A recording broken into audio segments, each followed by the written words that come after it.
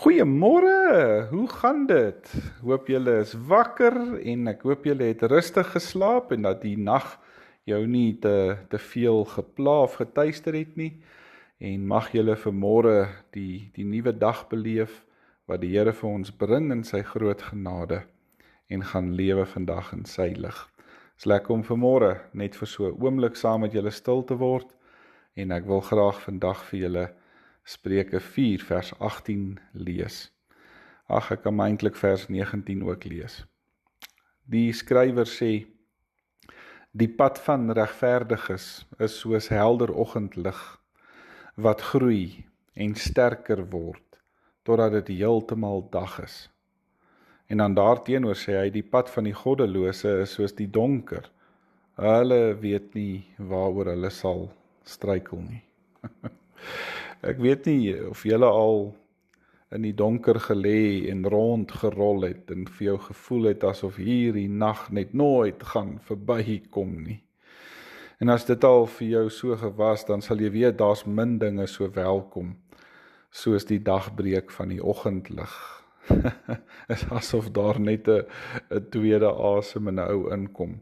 Want dis asof jy net weer nuwe moed kry vir die dag, vir hierdie pad vorentoe, want dit is mos wat lig doen, nê? Lig sê altyd, daar's hoop, daar's 'n nuwe begin, daar's weer kans om vars na dinge te kyk, want die donker lê nou agter jou. En daar's weer nuwe geleenthede om dinge te doen, om in die wêreld te gaan leef, om antwoorde te gaan vind, om te groei. Maar weet julle, die sagte lig wat volg na 'n donker nag, sê nog soveel meer oor.